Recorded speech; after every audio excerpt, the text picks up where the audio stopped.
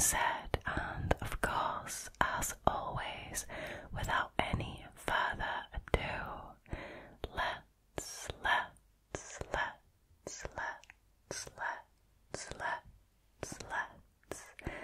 get into tonight's Unsolved Mysteries, shall we? Alrighty. Now, a quick disclaimer before I dive into the first story. I'm currently struggling with a cold and my allergies are absolutely kicking my ass at the moment. So if I sound a little bit different, that's why. So this story was originally posted and researched by a Redditor called OuijaBroads, and it is called I Prefer Lemons. It began innocuously. 16-year-old Courtney Kuykendall received texts from her friends one night, confused, asking why she had been sending them weird texts. But Courtney hadn't sent them any texts, so she was somewhat confused. Now this was a pretty forgettable experience, except for what came next. Before long, Courtney and her friends and family were receiving relentless, threatening texts and phone calls from an unknown figure that they came to call Restricted, after the name that appeared on their caller ID when these calls came through. Restricted said that he was going to kill them, kill their pets, attack their school, serious threats. The messages came around the clock, to the family's landline as well as their cell phones. Switching their phones, getting new accounts and turning the phones off didn't seem to help at all. Once, while Courtney and another victim were explaining the situation in the presence of a police officer, their phones turned themselves on and called each other. When the police got involved, they traced their threatening messages back to Courtney's own phone, which seemed to be able to send messages and make calls even when it was turned off. When the Kuykendalls got home from meeting with law enforcement, they had a voicemail that consisted of a recording of the conversation they had had only hours earlier. They took Courtney's phone away, but the calls just kept coming. Even more alarmingly, Restricted seemed to be able to see them, even inside their own home. When they got a new security system keypad for their home, they received a call moments later from Restricted, saying that he knew the passcode. Sometimes he would comment on their clothing. The quintessential quote from this case is from Andrea McKay, who was cutting limes on the counter when she received a message from Restricted saying, I prefer lemons. One night, someone even banged on the side of the Kuykendall house and ran off, blocking the camera lenses with tape, and removing the phone's batteries didn't seem to help. Courtney, her family, and the other victims of the harassment were terrified. I mean, you would be, come on. Somebody's clearly spying on you and has probably hacked into your phones and security systems. Now, the cops were baffled. There seemed to be no way to hide away from where their phones could hear and see, or to avoid what Restricted wanted to say. And that's kind of where the story trails off, which is exasperating. The Redditor has found some resources that indicate that the FBI became involved and the calls stopped around that time, but very little follow-up on this story from any of the media outlets that were was so eager to initially cover the mystery. Now, this was right around the time when the first iPhone came out, which I think didn't hurt the popularity of the story. If the case was officially solved, it was not discussed publicly by law enforcement or by the victims.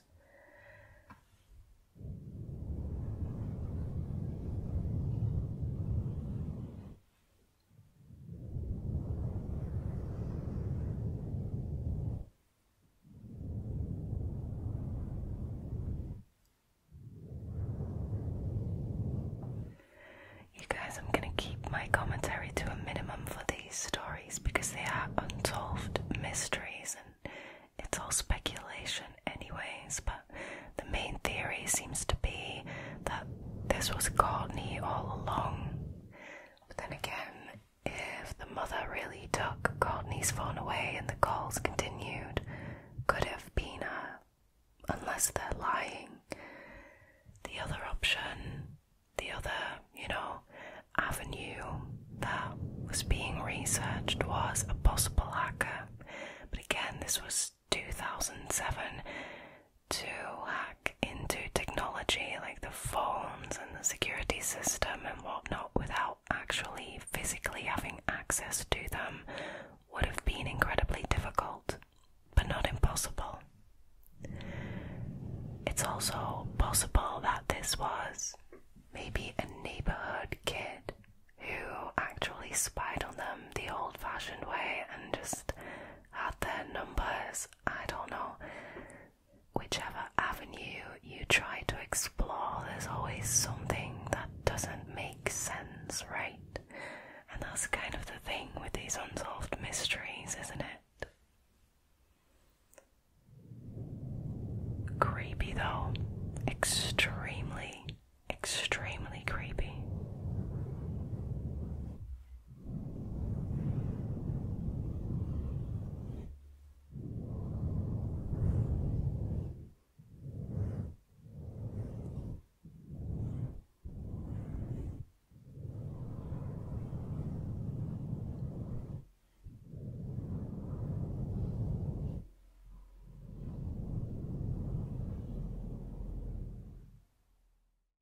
Alrighty, now the following stories, unsolved mysteries, were originally posted and researched by Redditor Steosphere.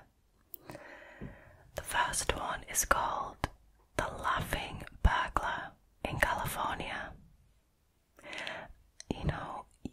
You guys know that I have to put a laugher or a grinner or a smiler in there, don't you?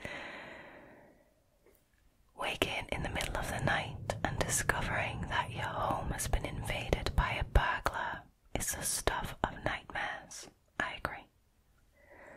A footstep across the hallway or the jostling of a ceramic ornament can seem like innocuous sounds, but in the middle of the night, in the darkness, they may be amongst the most terrifying sounds that you can experience.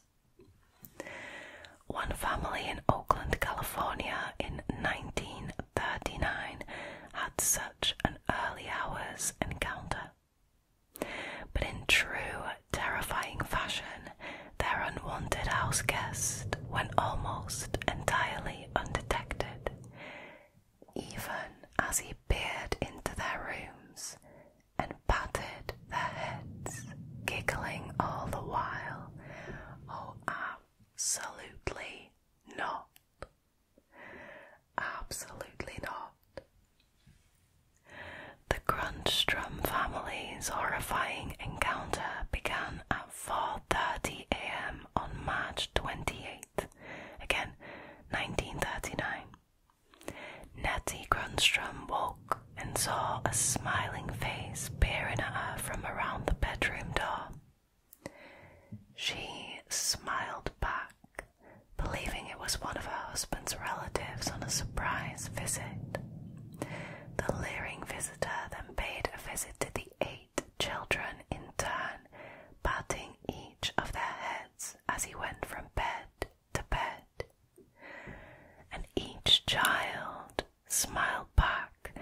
assuming their father had come to lovingly check up on them. Bonnie Ackridge, who had also been sleeping in the children's room, witnessed the intruder, but she too believed it was a friend of her brother-in-law's and contentedly went back to sleep.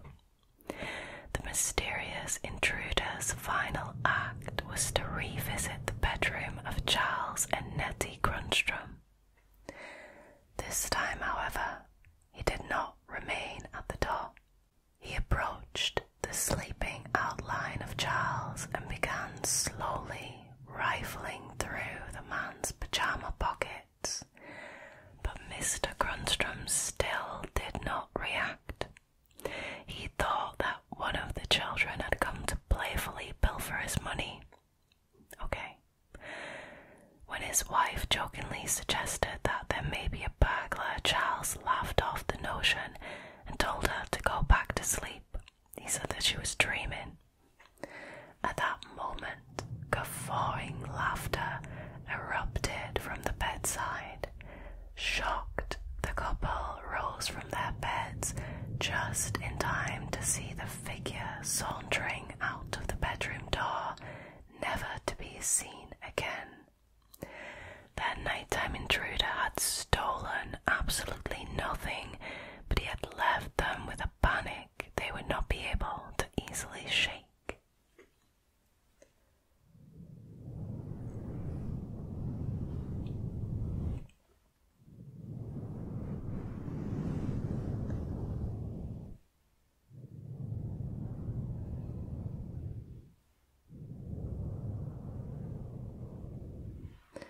Now, this is the 1930s again, so maybe that's why it's harder for me to wrap my brain around. But, okay, firstly, extremely, beyond creepy what this burglar did. Not only the smiling, but patting the children on the heads, going into the bedroom, the master bedroom, twice, and then feeling the pyjama pockets of Charles, trying to find money or something. Who keeps money in their pyjama pockets? That's what I want to know. And also, I find it very strange that this family is just completely, maybe they were just out of it from tiredness, but I find it strange that they're so unresponsive to this creepy random dude smiling at them at 4:30 in the morning, and they just assume that it's oh, it's probably a friend of my husband's, or it's probably my dad, oh, it's probably, a relative or something. Why are you not more concerned?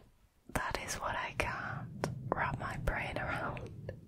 But again, it's the 1930s.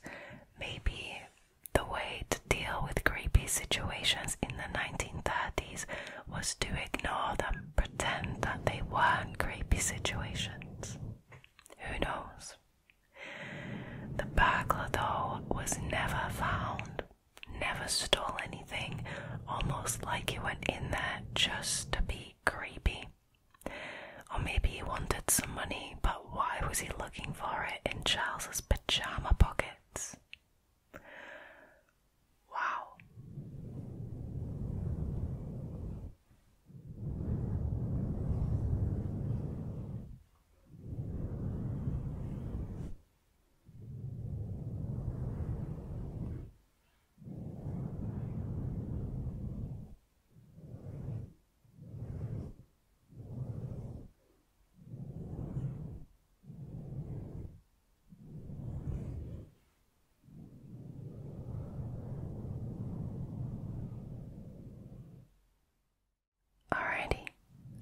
next unsolved mystery is called White-Faced Vampires Stalk Local Residents.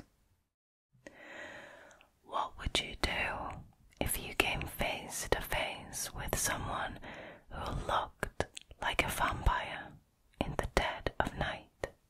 In 1981, residents of the mining town of Mineral Point, Wisconsin, were faced with such a sight. Over the course of several nights, residents walking through the town were startled by sinister-looking people wearing white painted faces and dark cloaks leaping out at them from the shadows. The encounters seemed benign but were terrifying enough to prompt those who experienced the events to call the police. But when police officers tried to catch the perpetrators, they were completely unsuccessful. The strange encounters began on Monday evening that week. Police officer John Pepper was routinely patrolling the local cemetery, flashing his torchlight across the darkness. Suddenly, his light illuminated the pasty white face of a man crouched in the bushes. Again, absolutely not. Can you imagine walking around a pitch black cemetery with only a torch, and then all of a sudden, while you're looking around, your torch illuminates somebody who's crouching in the bushes with a black cloak and a white face? No thank you. No thank you. Now, Pepper called out to the man, who simply stood motionless and stared at him without speaking a word. Pepper described the man as being freakishly tall at approximately 6'5". Okay, yeah, that is very tall, with an ugly white face and wearing a long dark cape or blanket. Now, I don't think that, this is definitely a creeper, but do we have to get mean about his face? Maybe not. Or maybe we do. I don't know. You decide. When Pepper attempted to arrest the man, he took off running amongst the gravestones and fled the scene, his pace easily outmatching that of the officer. Whoever the man was and their intentions during this strange encounter in the cemetery were completely unknown. The bizarre sighting on Monday evening may have been the catalyst for further encounters the following day. Lieutenant Bill Trott believed the initial event may have prompted harmless pranksters around town to replicate the behaviour. Copycats, that's actually quite common.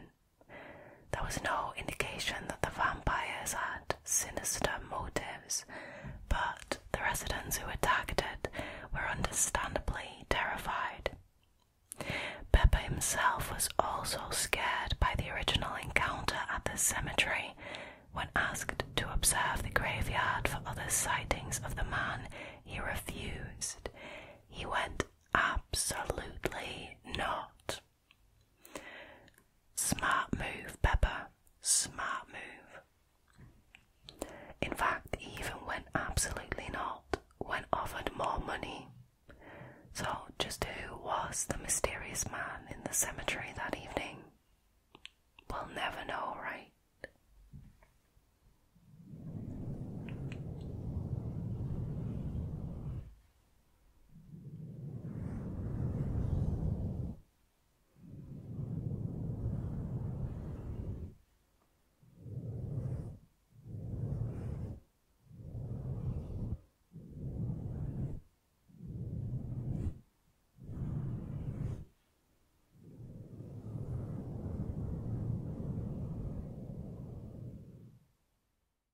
Alrighty, moving on to the last unsolved mystery for tonight, which is called the Poltergeist in Apartment B. Kathy Kane and her 10-year-old daughter were living in Apartment B on St. Laurent Boulevard. Life seemed to have been going well. This is in Ottawa, by the way. Life seemed to be going well. Then, in the early hours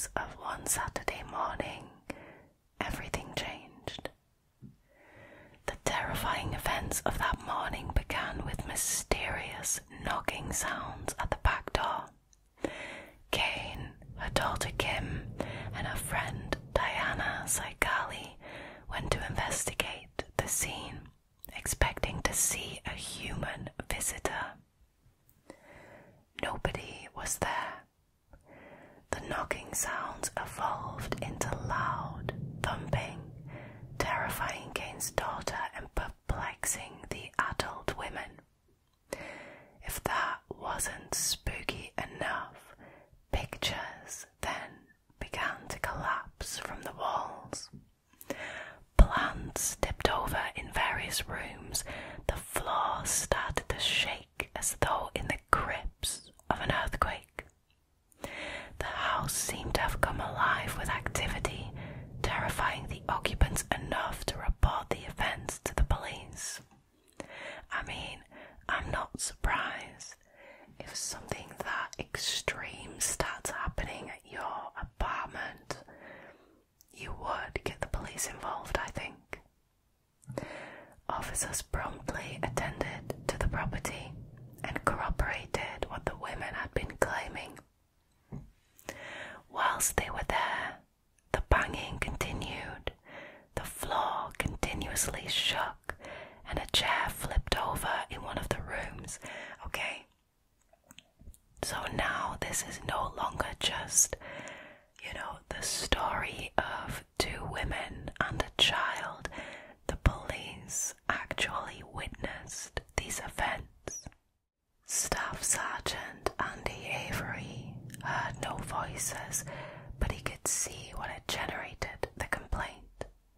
In one instant, an officer replaced a vase on a table moments before it was sent soaring across the room. Searchers of the house found no cause for the disturbances. The police closed the case, having never explained what occurred at the apartment that day. Two astrologers, however, did have their own explanations. The events, they believed, had been caused by mischievous poltergeist activity. Additionally, obvious theories of weather disturbances were immediately discounted. Sean O'Clair from Environment Canada reported that there were no tornadoes in the area that morning or detectable earth tremors. Also, if there had been an earthquake, it would have been felt by more people nearby. It sounds like a haunted house, she claimed. Could this truly have been the case? Whatever the cause, the events of that morning were terrifying enough to cause Kathy Kane and her daughter to vacate the apartment. I mean, girl, I feel you. I would do exactly the same thing. Pack up my stuff and get the hell out of there. Period. They vowed never to set foot inside the building again, fearing what would happen if they did. The truth about the eventful morning inside apartment B went unanswered, which remains the case today. Spooky. That one is spooky. Again, I cannot blame Kathy for getting the hell out of there with her daughter. I mean, come on. Wow, that is insane.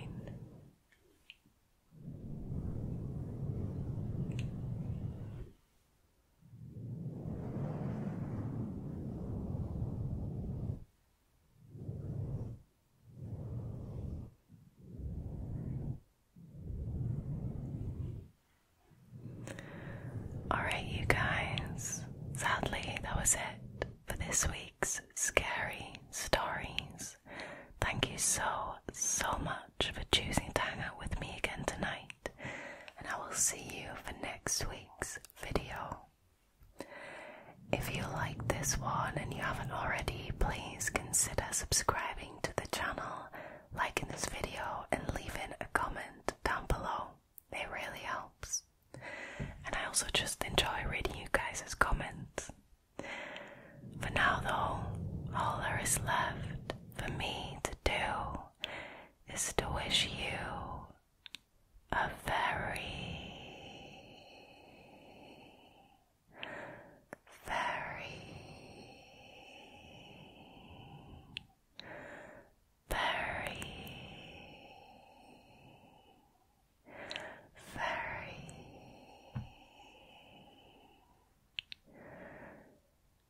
very good night. Good night. Good night. Sleep